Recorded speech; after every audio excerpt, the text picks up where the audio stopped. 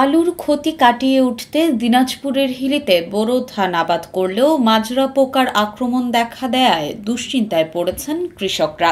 ধান বাহির হওয়ার সময় পোকার আক্রমণে ধানের উৎপাদন ব্যাহত ও খরচ তোলা নিয়ে শঙ্কা তাদের। তবে অধিকাংশ জমির ধান বাহির হওয়ায় পোকার আক্রমণে তেমন ক্ষতি হবে না দাবি কৃষি বিভাগের।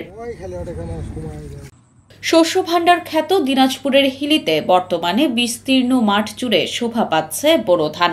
এরই মধ্যে অধিকাংশ জমির ধান বাহির হয়েছে, আগাম লাগানো কিছু জমির ধান পেকে যাওয়ায় কর্তনও শুরু হয়েছে। তবে যারা আলু ও সরিষা তুলে বোরো ধান রোপণ করেছেন সেসব জমির ধান সবেমাত্র বাহির হতে শুরু করেছে। পুরোপুরি বাহির হতে আরও কিছুদিন সময় লাগবে। ধান বাহির হওয়ার সময় জমিতে মাজরা পোকার আক্রমণ দেখা দেয় দিশেহারা হয়ে পড়েছেন কৃষকরা। মাজরা পোকা ধান গাছের গোড়া কেটে দিচ্ছে, এতে করে ধানের শীষ শুকিয়ে সাদা হয়ে যাচ্ছে। কয়েকবার কীটনাশক স্প্রে করেও সেই পোকার আক্রমণ থেকে পরিত্রাণ মিলছে না। এতে করে ধানের উৎপাদন খরচ অনেকটাই বাড়ছে। এছাড়া ধানের ফলন ব্যাহত হওয়ায় ধানের উৎপাদন খরচ তোলা নিয়ে দুশ্চিন্তায় পড়েছেন চাষিরা। আলুর ক্ষতি কাটিয়ে উঠতে বাড়তি টাকা খরচ করে বোরো ধান রোপণ করলেও পোকার আক্রমণে বোরো ধান চাষাবাদ করে ক্ষতির মুখে পড়ছেন তারা। নালি গামড়ে শোনো আবার ওষুধ দিয়েছি, কিন্তু তারপরও তো মরা শীষ বাড়াছা। এভাবে মরা শীষ বাড়ালে তো ধানের ফলন কমে যাবে। যেখানে 20 মণ 22 মণ হওয়ার কথা সেখানে তো মনে হয় 17-18 মণ ধান হবে।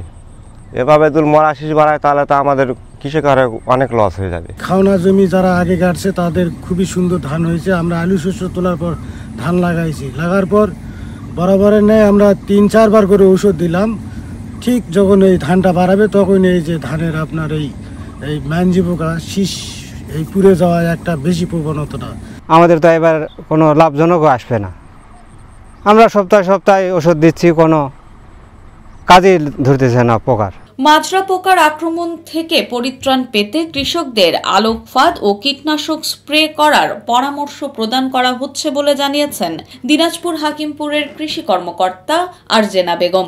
মাঠে বেশ কিছু কিছু ক্ষেতে স্প্লিট আকারে আসলে যেসব জায়গায় খুবই ছায়াযুক্ত জায়গা, সেই পার্শ্ববর্তী যে জমিগুলো সেগুলোতে কিছু বিএলবি ব্যাকটেরিয়াল লিভ লাইট এবং মাজরা পোকার উপস্থিতি আমরা পর্যবেক্ষণ করেছি এবং সেই অনুযায়ী আমাদের যে নিয়মিত কার্যক্রম যেটা আলোক ফাঁদ, আমাদের ব্লক পর্যায়ে উপসহকারী কৃষি কর্মকর্তাগণ তারা প্রতিনিয়ত মাঠ পর্যবেক্ষণ করছেন এবং আমরা অফিসার পর্যায়ে এবং আমাদের জেলা এবং অঞ্চল পর্যায়ে কিন্তু স্যাররা প্রতিনিয়ত মাঠ পর্যবেক্ষণ করছেন, মনিটরিং করছেন এবং কৃষকদের মাঝে আমরা পরামর্শ দিচ্ছি। চলতি মৌসুমে উপজেলায় ৭,৬২৪ হেক্টর জমিতে বোরো ধানের আবাদ হয়েছে, যা থেকে ৩৪,৯৯৪ টন ধান উৎপাদনের লক্ষ্যমাত্রা নির্ধারণ করা হয়েছে।